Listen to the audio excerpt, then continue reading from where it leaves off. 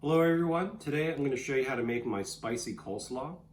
It's getting to be barbecue season soon, and assuming that eventually we'll be able to have barbecues and go to barbecues again, this is a great side dish to have for your barbecue. People always say they don't like coleslaw, but you've never had this coleslaw. This coleslaw everybody likes. It's a great crowd pleaser, it's very easy to do, and if you're going to a barbecue and you need to take a side, this is a great one to take. And it's relatively inexpensive, right? Because your basic ingredients are 2 heads of cabbage, 1 red cabbage and 1 white. In this case, we used a Napa cabbage. Now, I would have shown you how to basically prepare the cabbage, but one of my production assistants got a bit impatient and did this in advance. So if you have one of these mandolin slicers in the house, this is the best thing to use. You would take the cabbage stem side down, cut it into quarters. And then you can put this right in the bowl and very carefully kind of just shred them down, holding onto the stem end. If you don't have one of these, what you can do is just take the cabbage, hold it by the stem end, and just do as thin slices as you can get going this way from the other end. So that's basically how to prepare the cabbage.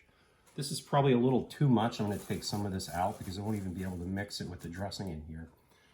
But 2 small heads is basically what you want. And then the dressing, which I'll walk you through, is a combination of sour cream and mayo for the base.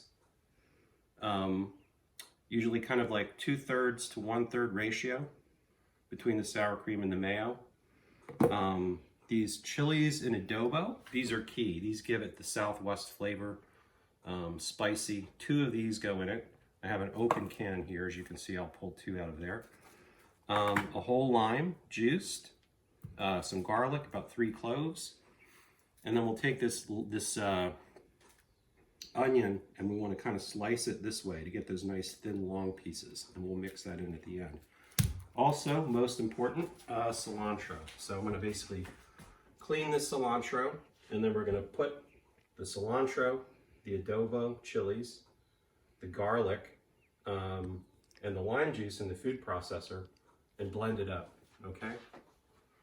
So let me prep some cilantro and then we'll get on. The other thing in the recipe that is key, which my production assistant forgot when I was going through the ingredient list the first time, rice wine vinegar, very important. So I'm preparing the cilantro here. I like to have the stems removed, so I basically will just pull them like this. Some people say, you don't have to do that. You're wasting the stems. Well, that's the way I like it, so that's the way I do it. So I'm just going to go ahead and do this for a few minutes, and then we'll resume. Okay, so the next thing I'm going to do is I have the cilantro, garlic, and these chilies and adobo. I'm going to put this in the food processor, get it all blended up because this goes into the dressing. It's not mixed in with the salad.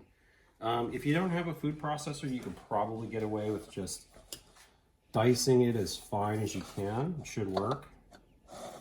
Just going to go ahead and put this in here. Now these chilies and adobo, I have a can that's open. You can get these in any grocery store. I also use them in my refried beans when we have Taco Tuesday. And you can still have a lot of juice in here. So the juice is good. The more juice you get in there, the spicier they'll be. So there's the dilemma. When you get to the end of the can, there's only 1 left. There's 2 left. Should I save it or should I put it all in and make it super spicy? I think I'll just add a little more sauce. That'll be nice and spicy, and then we'll save these 2 for Taco Tuesday. We are just going to pulse this up. Kind of a weird food processor. I used to have a smaller version of this food processor, which got this stuff chopped up much finer. That kind of died. So if you can get it about like that, you're good to go. All right, so now we're just going to make the dressing here. We got the sour cream and the mayo in the bowl. Going to juice a lime in there.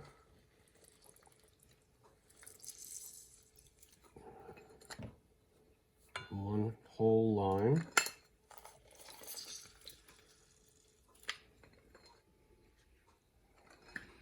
About 2 tablespoons of rice wine vinegar, meticulously measured.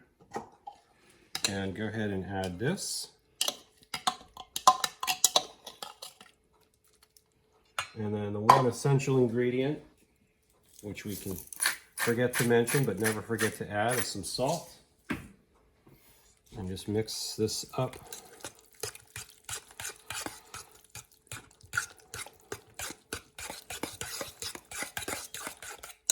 And you can see that is some goodness right there. Yeah, so with the onion, I'm going to use most of this red onion. And what you're going for is kind of like the thin, long pieces. So if you can just slice it from the end like this, and just try to get it as thin as you possibly can. And then just kind of cut them in half like that. So that's what you want to do. So as I mentioned earlier, my better judgment is saying to not try to do all of this in this bowl, but we're gonna just try it anyway. So I'm gonna take this onion and get that mixed in there. Get that going.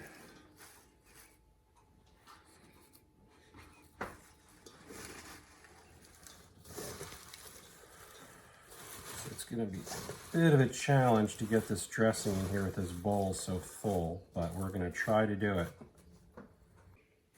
We punted a little bit and we transferred some out of that bowl for ease of mixing. Just going to get this in here, and then I'll take some of this, stick it in there to help get the rest of that out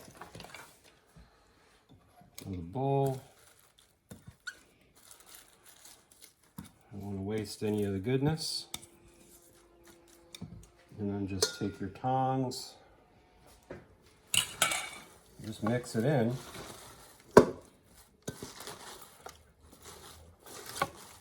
see, that would have not happened in the one bowl. Just continue to get that mixed in.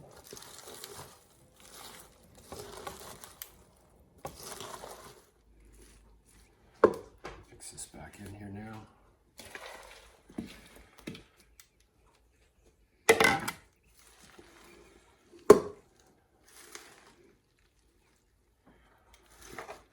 Okay. So, got the other one mixed back in. Get it all mixed together. Makes a little bit of a mess there. That's basically it. Now, this is best if you leave it sit for a few hours, at least 3 hours. It does not hurt to make it overnight as well. It's what we usually do.